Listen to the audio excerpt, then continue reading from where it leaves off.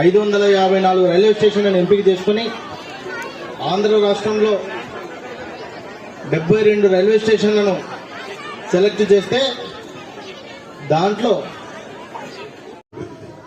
అలాంటిది ఇప్పుడు lift provide చేస్తున్నారు. ఆ లిఫ్ట్కి తేడా అయితే మనకు సీనియర్ సిటిజన్స్ ఆ లిఫ్ట్ ద్వారా అక్కడ పోవడానికి సదుపాయం ఉంటుంది. ఇంకొక విషయం మీకు చెప్పదలుచుకున్నాను. సముద్ర మార్గంలో కూడా రైలు తీసుకుపోవడానికి ఆలోచన చేస్తున్నారు. దుబాయ్కి పోవడానికి 2 గంటల్లోనే దుబాయ్కి పోవడానికి కూడా అది ఇంకా పరిశీలనలో ఉంది.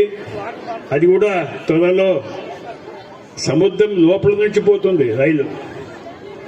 అంటే 2 గంటల్లోనే మనం దుబాయ్కి చేరవచ్చు. ఈ రకంగా ఫాస్ట్ డెవలప్మెంట్ నరేంద్ర మోడీ వచ్చిన తర్వాత ఈ 10 సంవత్సరాల్లో చాలా అభివృద్ధి కార్యక్రమాలు చేశారు. ప్రధానమంత్రి గారు శ్రమ తీసుకొని మన భారతదేశంలో కూడా చక్కగా అందరూ బాగా ఎక్కడైనా వెళ్ళాలంటే చక్కగా వెళ్ళాలనే తపన ఆయనకుంది కనుక మనమందరూ ఈరోజు దేశమంతా ఈరోజు ఫిట్నెస్ చేస్తున్నాం.